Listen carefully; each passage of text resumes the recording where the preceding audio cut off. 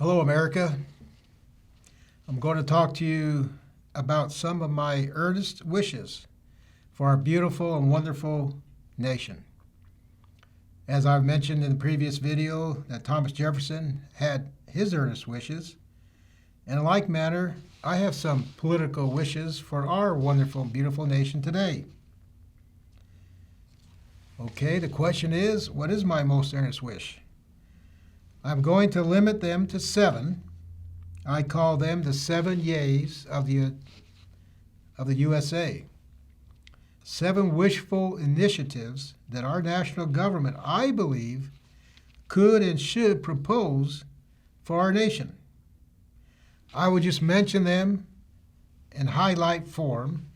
You can go to my website, DeMarco 2016, to get some more specifics about it. But wish number 1, that we partner with Israel in developing a missile defense, both air and ground, against a nuclear attack or any missiles. Number 2, that we develop total and complete energy independence for our nation, using all the forms of energy and letting choice and competition rule their use.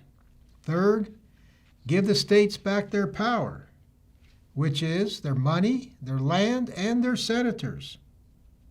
4th, I propose and would like to see we have such a large discussion and conflict and contention about immigration in our country, illegal immigration, that instead we talk about integration and assimilation. That we, in the spirit of choice and competition, take a national poll and see if our country, if our nation is willing to offer and invite Mexico, Canada, and Cuba to come in as additional states of our United States. And we could have as many as 60 states and be a nation for the future. A nation there for our rising generation, which could have all this land to deal with as they develop their lives in their lifetime. 5th, have a conscription program for our rising generation so that at high school graduation age, they can see the world and prepare for life in an active service. The thought being that this conscription program will be independently funded. Anyway, it'll be a great program to developing our youth to be in service to others and prepare for their lives. And 7th or 6th, have a flat tax and make it happen. 7th, downsize the national government's unelected agencies. Reduce the national government, for example, to the size of Ant-Man, small but powerful. So is that all I got? Is there anything else I would suggest? Yes, my formula for national prosperity is simple. God plus oneness equals prosperity. And my slogan and promise is that we take care of and protect our own. Now, my fellow Republicans and Americans, I want to talk to you about Donald Trump. I bring this up and take this position and explain this to you for the record, for my own personal knowledge, that I have presented my stand to my children and my grandchildren and to others, and make it a public knowledge for those that are interested on what I think about this possibility of election in 2016. So the question might be asked, do I have a descriptive label for him that would explain Trump's temperament and character? Yes, I've come up with the label Thumper MD.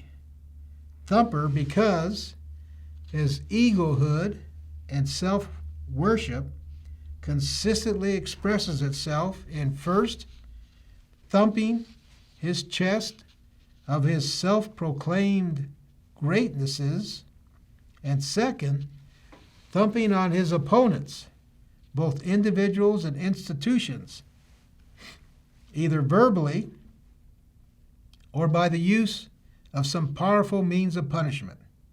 The MD stands for mental disorder.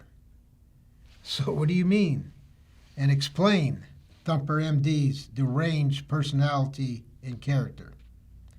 Well, if he should become president, again, of our beautiful, wonderful nation, I want to make it absolutely understandable and clear the temperament that we will have to live with of this kid disguised as an adult.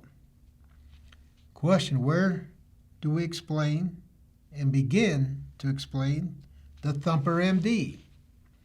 We begin by describing his religion. His religion consists of his 4 self-made, powerful inner and unwavering convictions. I credit McKay Copeland for pointing out that the first 3 tenets of his faith. Mr. Copeland revealed this insight during a commentary he made on national TV. Mr. Copeland said that Thumper MD's philosophy of life comes from his favorite book by Dr. Norman Vincent Peale, The Power of Positive Thinking and Imaging. So Thumper MD's first strong belief is to keep all things positive that reflect on his behavior or character. He religiously converts, in his mind, any negative criticism and or failures to a positive, even if it requires to manufacture a lie. This warped philosophy demands that he could never make an apology for any of his actions because that would turn one of his positives into a negative. Then his second strong belief is that any opponents, individuals, or institutions are expressed as negatives by debasing and or demeaning labels and or descriptions, even if, again, it requires manufacturing a lie and continuously repeating this lie. This also includes, as needed, projecting any of his negatives and or flaws onto his opposition as a manufactured lie. Then his third belief should be positive imaging, according to Dr. Peale's formula. But Thumper MD has severely distorted and corrupted Dr. Peale's imaging to employing instead a strong self-belief of his self-described wishful promises of unproven successes. For example, he said, "I will be the greatest job creator in the history of the world." Okay, what is his fourth and most, in my opinion, disturbing character and temperament? For this character of his egohood, we need to turn to Gary Chapman's book, The 5 Love Languages. Mr. Chapman describes one of the 5 love languages as the need for words of affirmation.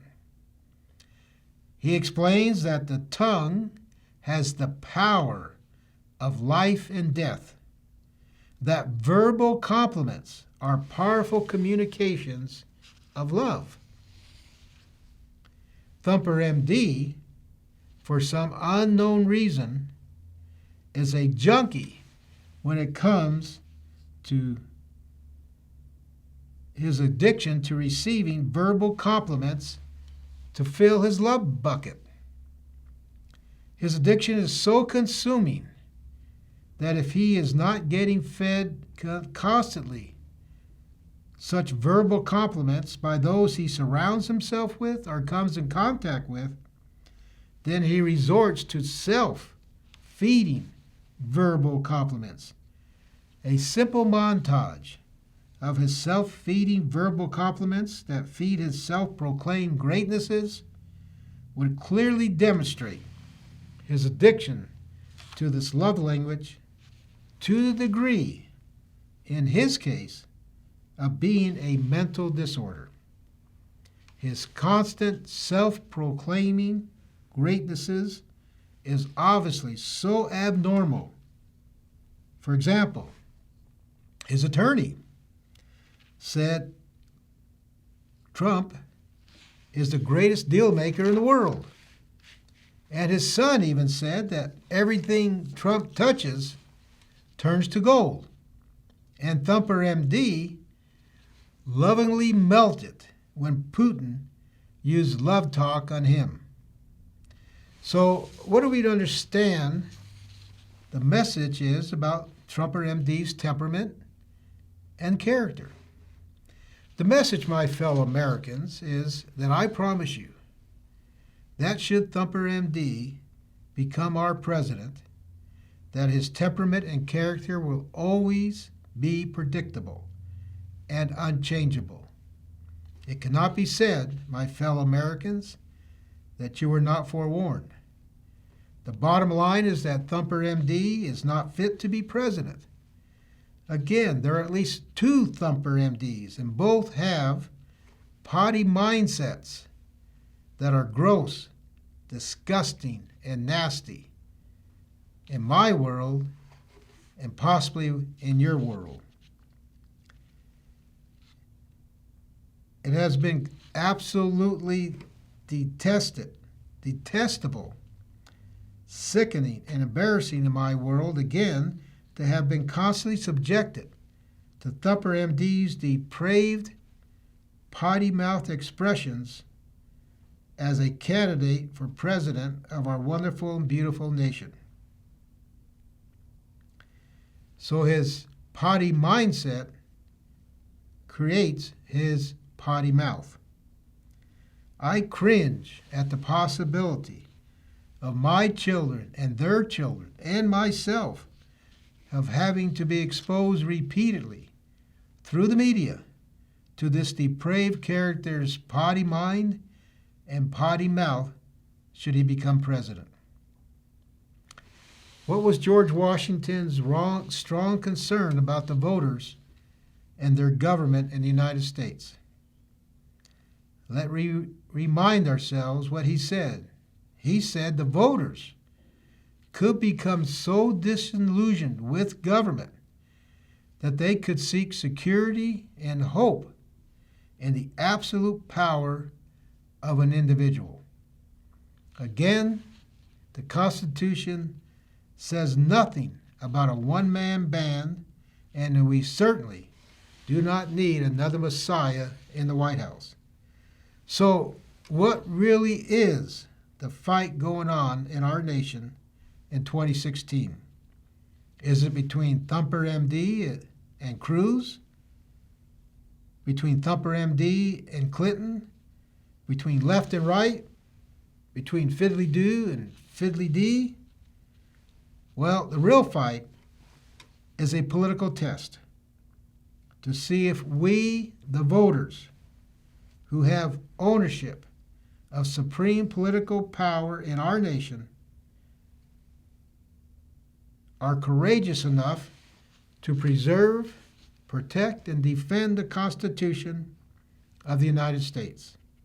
If we meet the test, this would mean that we would be making a stand for Christ and his teachings and divine powers. It is the Constitution and us, the voters, stupid, that is on trial. Last but not least, I bring out again and ask, what is the oath of office that our political representative stewards swear by? If we look at this oath, it is literally a marriage vow. It starts out and it comes directly from the text of the Constitution. Again, it starts out, I do solemnly swear. Certainly sounds like the beginning of a marriage vow to me. I do solemnly swear that I will faithfully, again, a solid marriage requires complete faithfulness by both parties. So I do solemnly swear that I will faithfully execute the office of the President of the United States to the best of my ability to preserve, protect, and defend what? The Constitution of the United States. I pray that we as a nation, blessed with a divine constitutional order of liberty, will meet the test. Thank you.